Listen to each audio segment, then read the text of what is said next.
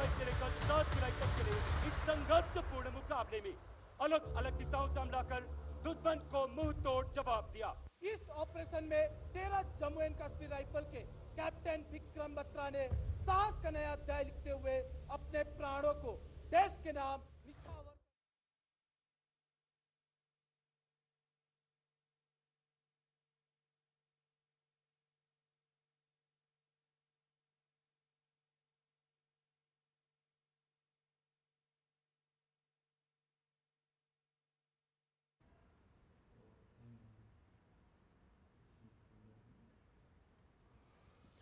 और ये प्रधानमंत्री एक तरीके से कारगिल युद्ध स्मारक वहाँ पे दौरा करते हुए कारगिल युद्ध में शहीद तमाम जवानों की जो तस्वीरें वहाँ लगी उसकी जानकारी हासिल करते हुए, जिस वक्त ये युद्ध हुआ था उस वक्त की वास्तविक तस्वीरों को भी संग्रहालय में रखा गया है। कौन से साजो सामान इस्तेमाल किए थे भारतीय सैनिकों ने उसका भी संग्रहित किया गया है। तो पाकिस्तान के कब्जे से बरामद किए गए गोला बारूद और तमाम अन्य प्रकार के सामान को भी इस संग्रहालय में संरक्षित किया गया है। भारतीय शौर्य की गाथाएं भी यहाँ पे लिखी गई हैं। किस तरीके से जो वीर शहीद सैनिक हैं उनकी कहानियां थीं, कैसे उन्होंने इस युद्ध को अंजाम तक पहुंचाया, उसका जिक्र भी इस संग्रहालय में साफ तौर से रखा गया है। किन किन रेजिमेंट्स के तमाम जवानों ने जो अपना योगदान दिया है, जिन हथियारों से इस लड़ाई को लड़ा, लेकिन जो जज्बे की कहानियां हैं वो भी यहाँ पर कविताओं के तरीके से उकेरी गई हैं उनके याद उनको करने के लिए। और ये अपने आप में दिखाता है कि देश के लिए सर्वोच्च बलिदान देने वालों को देश भूला नहीं है। आज भी उनके इस योगदान के लिए 140 करोड़ भारतीय सम्मान के साथ अपना सर झुकाते हैं।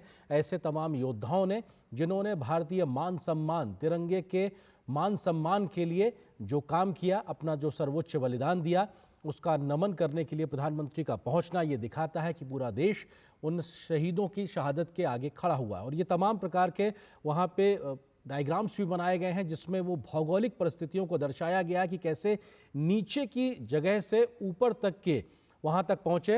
हट ऑफ रिमेम्बरेंस है जहाँ पर, और यहाँ पे अमर संस्मरण जो एक तरीके से यहाँ संग्रहित किए गए हार्ट ऑफ रिमेम्बरेंस के तौर पर इस युद्ध स्मारक का वो हिस्सा जाना जाता है जहाँ पर तमाम चीज़ों को सहेजा गया है। और यहाँ पर वो भी साजो सामान रखा गया है जो पाकिस्तानियों के कब्जे से बरामद किया गया था।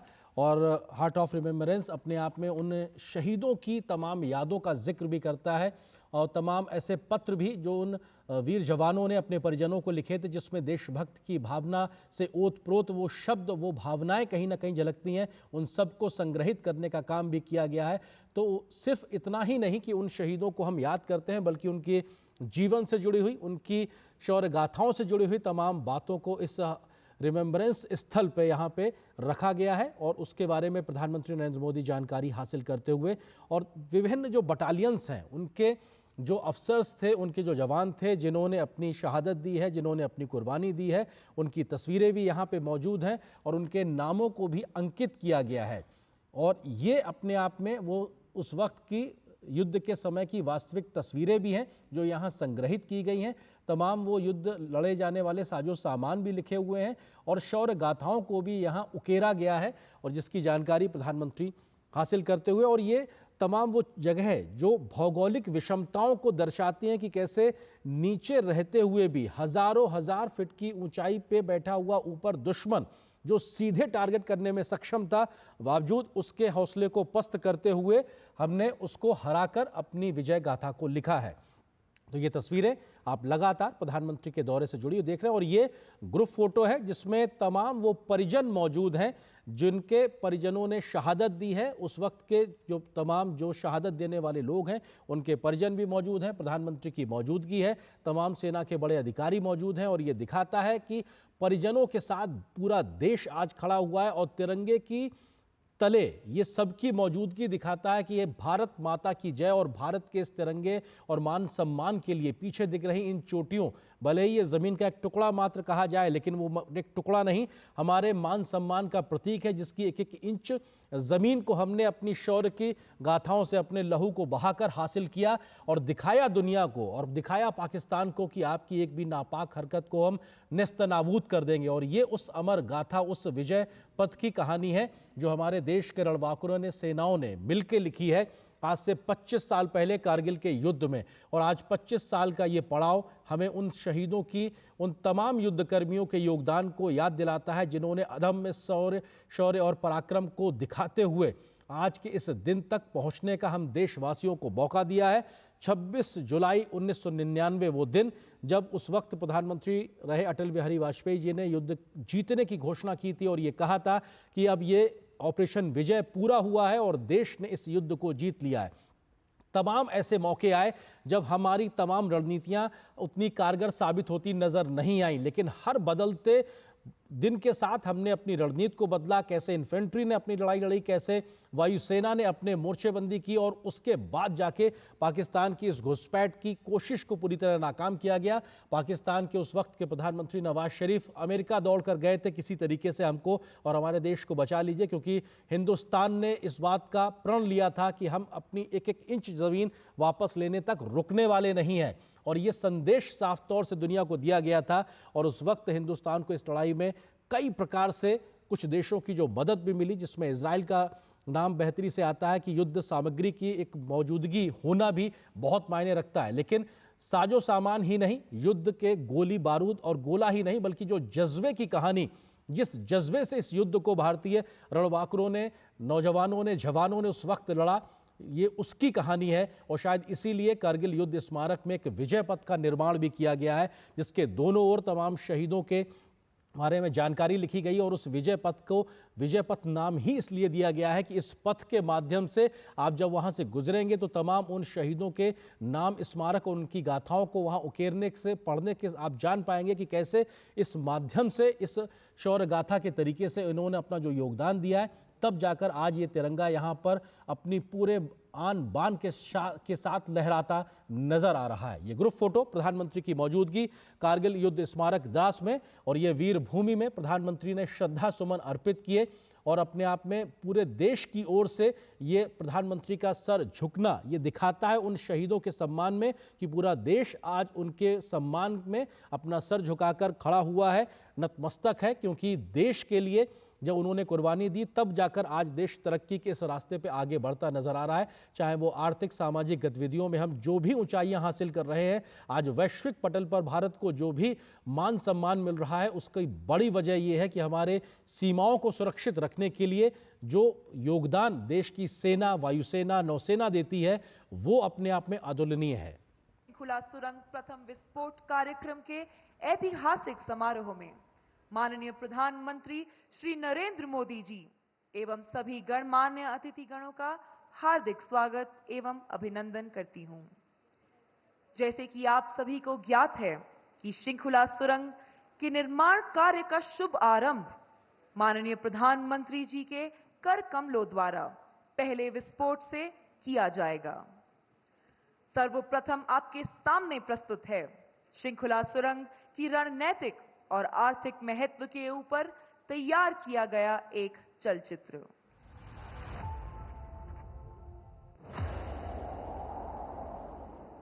भारत के सुदूर उत्तर में बसा सीमावर्ती केंद्र शासित प्रदेश लद्दाख अपनी भौगोलिक स्थिति एवं कठिन मौसम की वजह से दुनिया के सबसे कठिन इलाकों में भी जाना जाता है।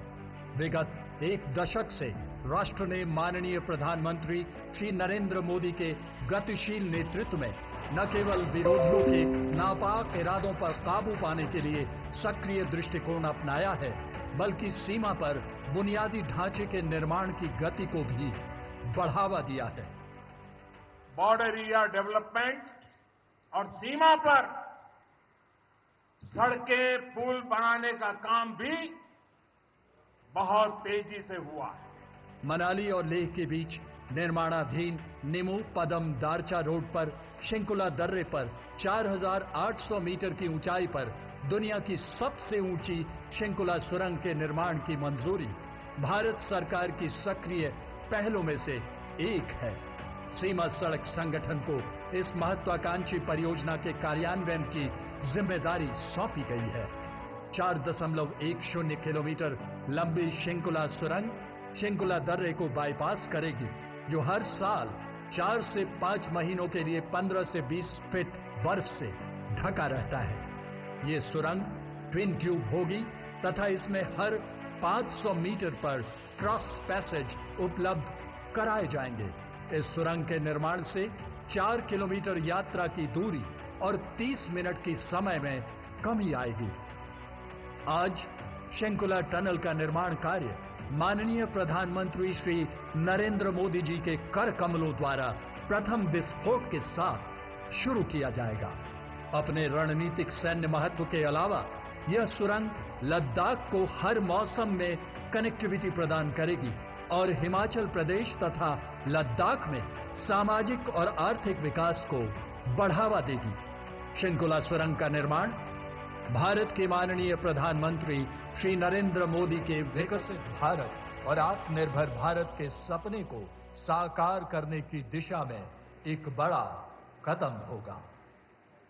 यहां उपस्थित सभी अतिथिगणों को अब मैं वीडियो लिंक के माध्यम से यहां से 500 किलोमीटर दूर शंकुला ले चलती हूं।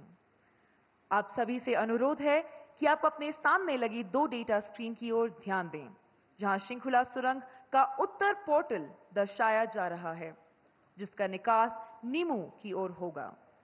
ये समुद्र तल से 4800 मीटर की ऊंचाई पर स्थित है और शंकुला शिखर से 3 किलोमीटर पहले है।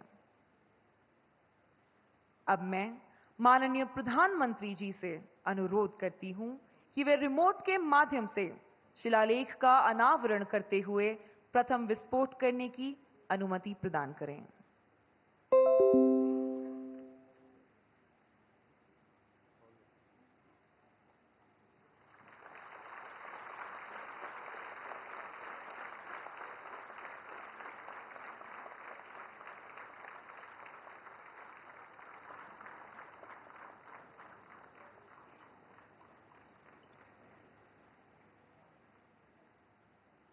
अब कुछ ही क्षणों में आप शंकुला सुरंग का पहला विस्फोट देखेंगे, जिससे सुरंग के निर्माण कार्य की शुरुआत होगी।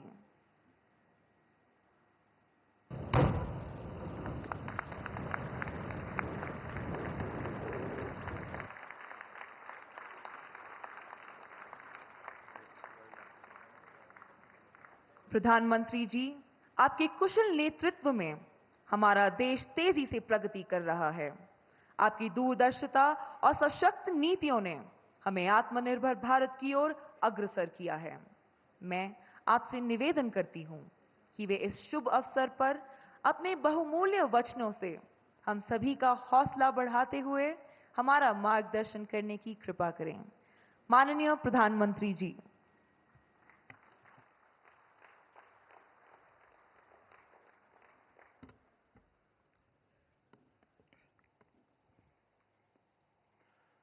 भारत माता की, भारत माता की आवाज पहाड़ी के उस पार सुनाई देनी चाहिए। भारत माता की, भारत माता की।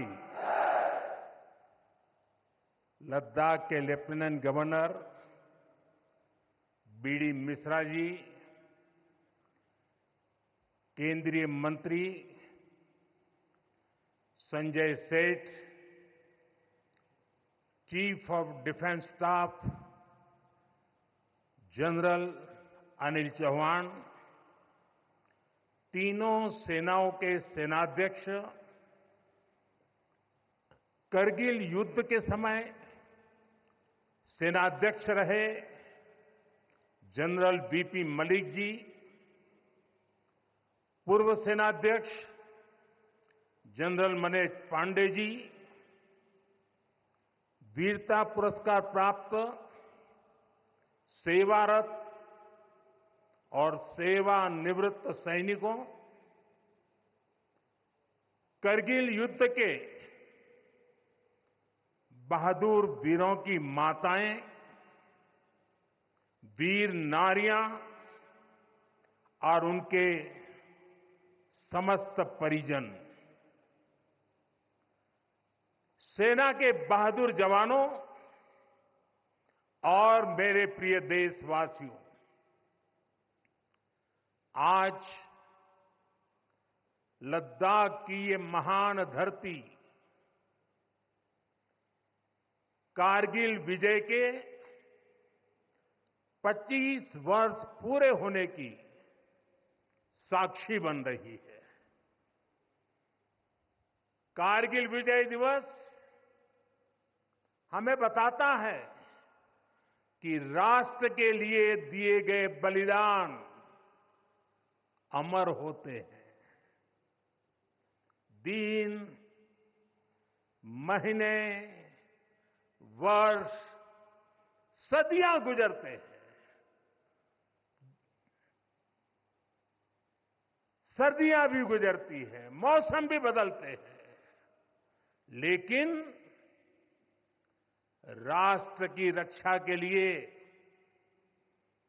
अपनी जान की बाजी लगाने वालों के नाम अमिट रहते हैं।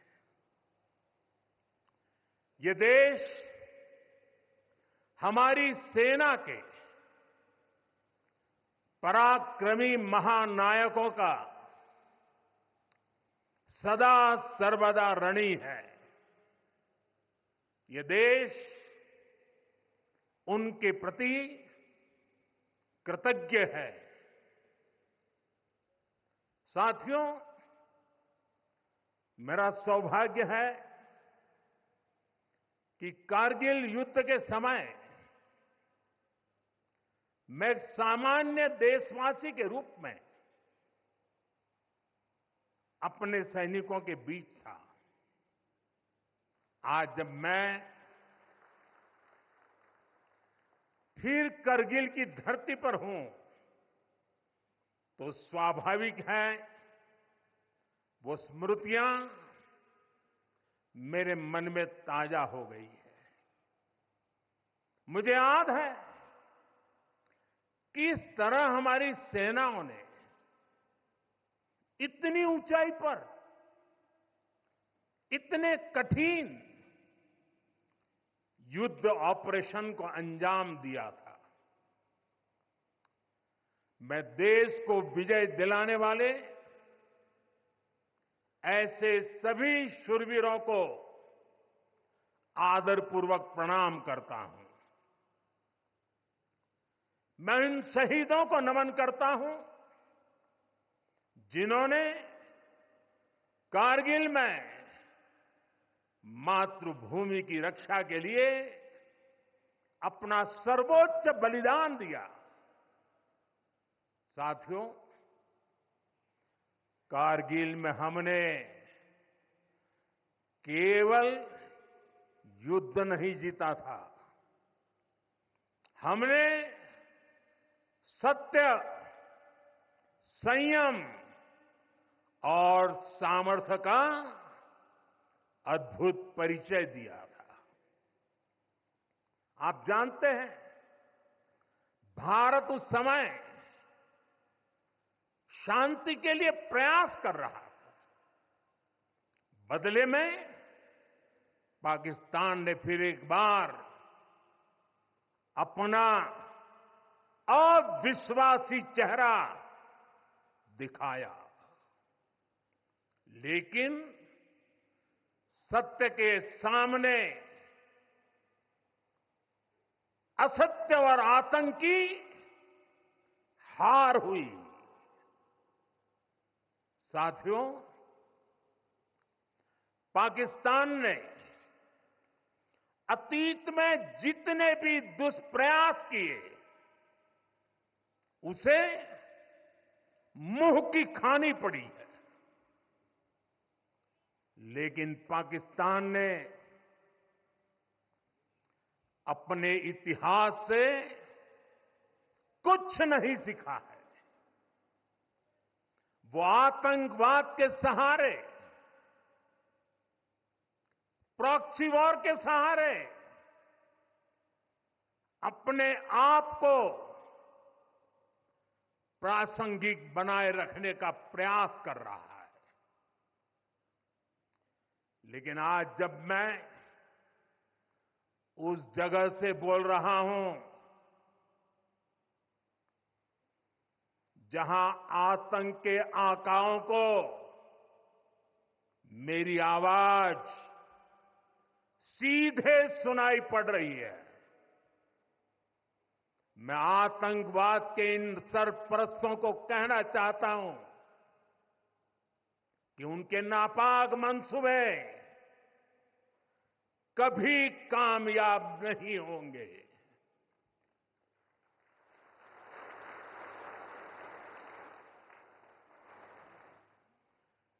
आतंकवाद को हमारे जाबाज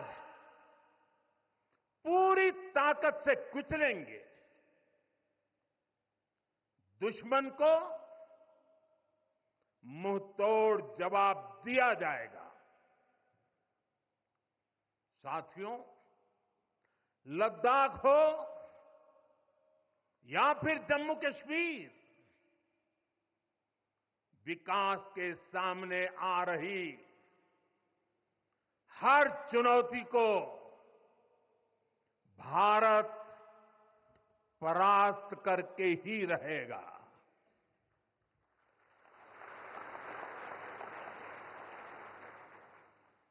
कुछ ही दिन बाद इस 5 अगस्त को आर्टिकल 370 का अंत हुए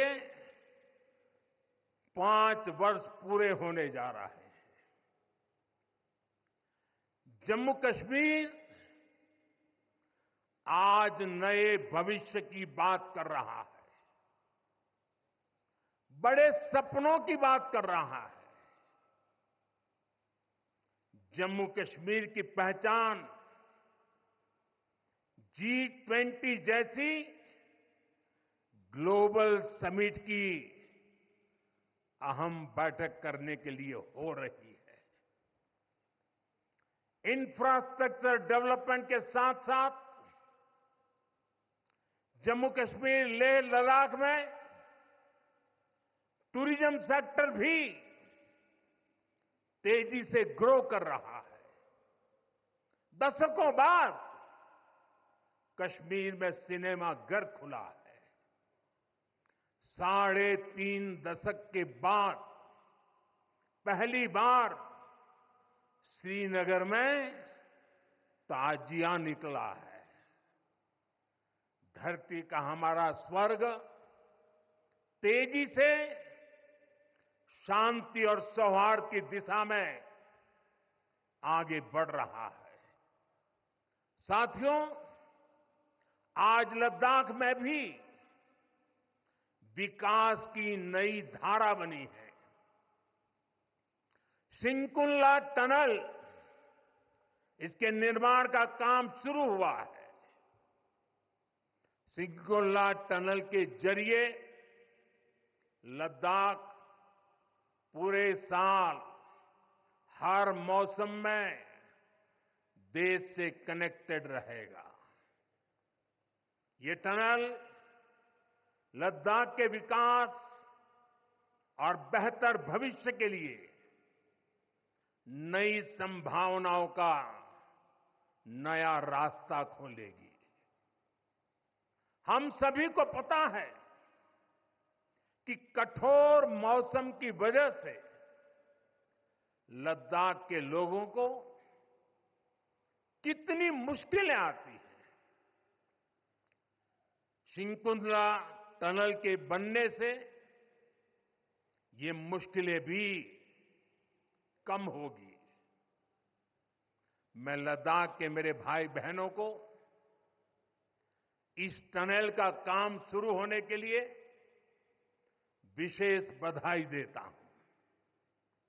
साथियों, लद्दाख के लोगों का हित हमेशा हमारी प्राथमिकता रहा है। मुझे याद है कोरोना के समय में करगिल क्षेत्र के हमारे कई लोग ईरान में फंस गए थे। उन्हें वापस लाने के लिए मैंने व्यक्तिगत स्तर पर काफी प्रयास किए। ईरान से लाकर उन्हें जैसलमेर में ठहराया गया था।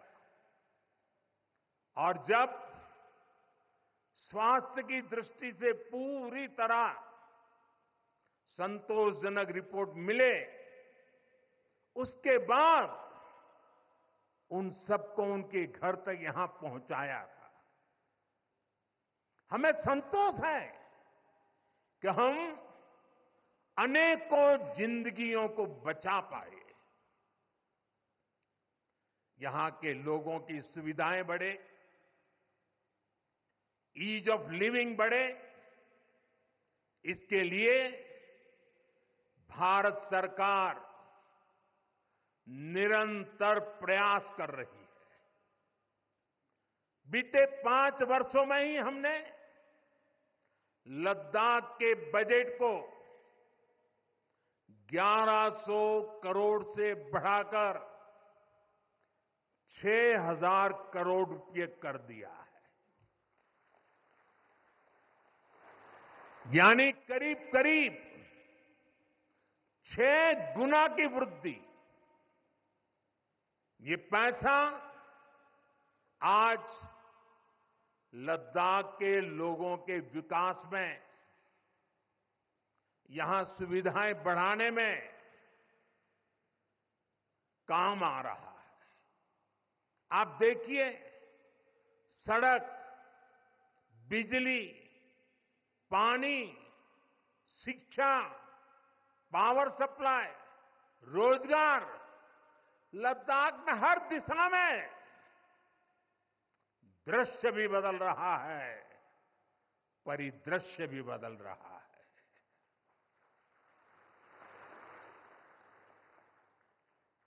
पहली बार यहां होलिस्टिक प्लानिंग के साथ काम हो रहा है। जल जीवन मिशन की वजह से अब लद्दाख के 90% से ज्यादा घरों में पाइप से पीने का पानी पहुंच रहा है। लद्दाख के युवाओं को क्वालिटी हायर एजुकेशन मिले, इसके लिए यहां सिंधु सेंट्रल यूनिवर्सिटी का निर्माण हो रहा है। पूरे लद्दाख क्षेत्र को 4G नेटवर्क से जोड़ने का काम भी चल रहा है। 13 किलोमीटर लंबी जोजिला टनल का काम भी जारी है। इसके वजन बनने से नेशनल हाईवे नंबर 1 पर भी ऑल वेदर कनेक्टिविटी हो जाएगी। साथियों, हमने देश के सीमावर्ती क्षेत्रों में विकास के असाधारण लक्ष्य तय किए हैं। चैलेंजिंग टास्क को अपने हाथों में लिया है। बॉर्डर रोड ऑर्गेनाइजेशन बीआरओ ने ऐसे लक्ष्यों को पूरा करने के लिए अभूतपूर्व गति से काम किया है।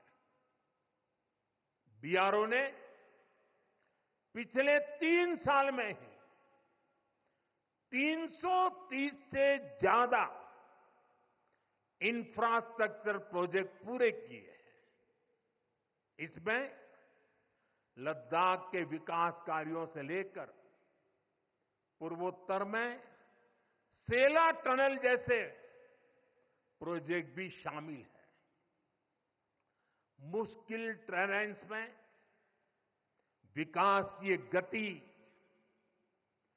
नए भारत की क्षमता और दिशा दोनों दिखाते हैं। साथियों, आज की वैश्विक परिस्थितियां पहले से अलग है। इसलिए हमारी सेनाओं को हथियारों और उपकरणों के साथ साथ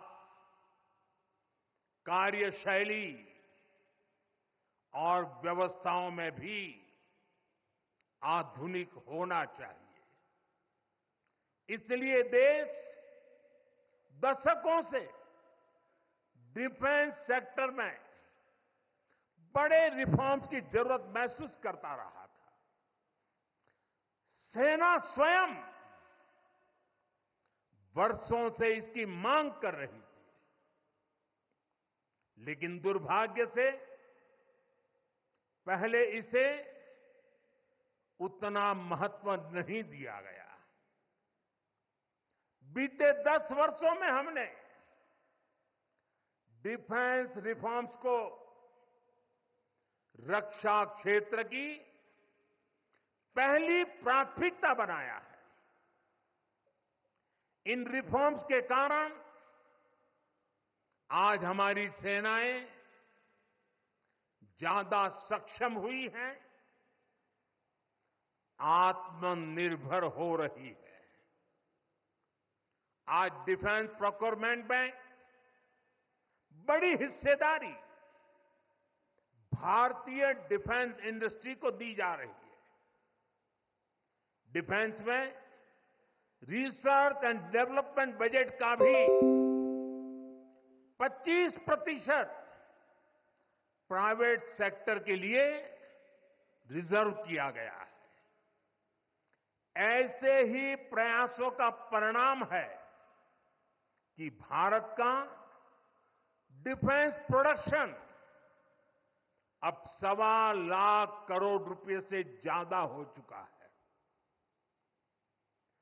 कभी भारत की गिनती हथियार मंगाने वाले देश के रूप में भी थी। अब भारत एक्सपोर्टर के तौर पर अपनी पहचान बना रहा है।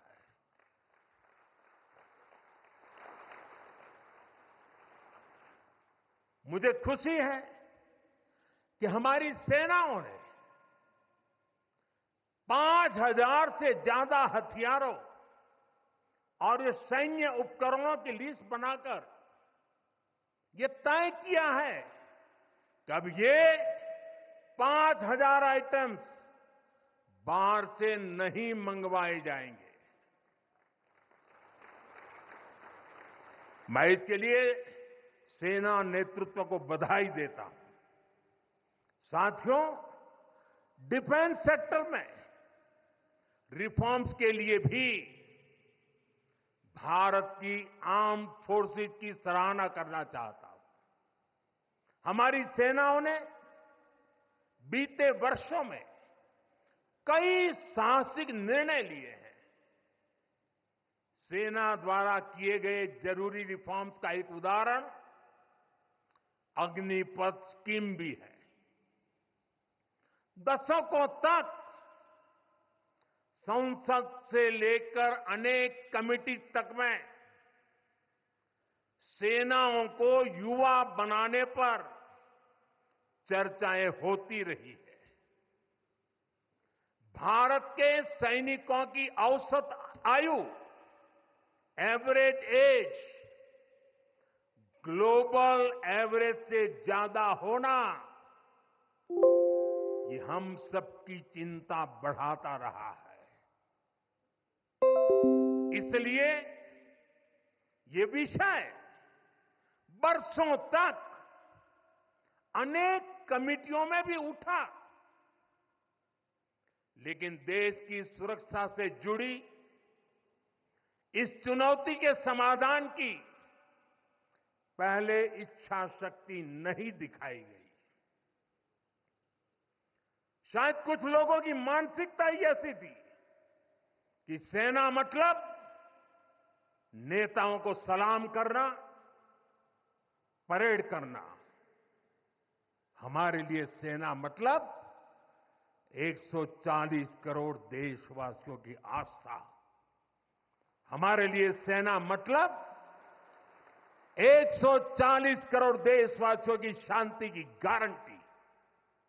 हमारे लिए सेना मतलब देश की सीमाओं को सुरक्षा की गारंटी।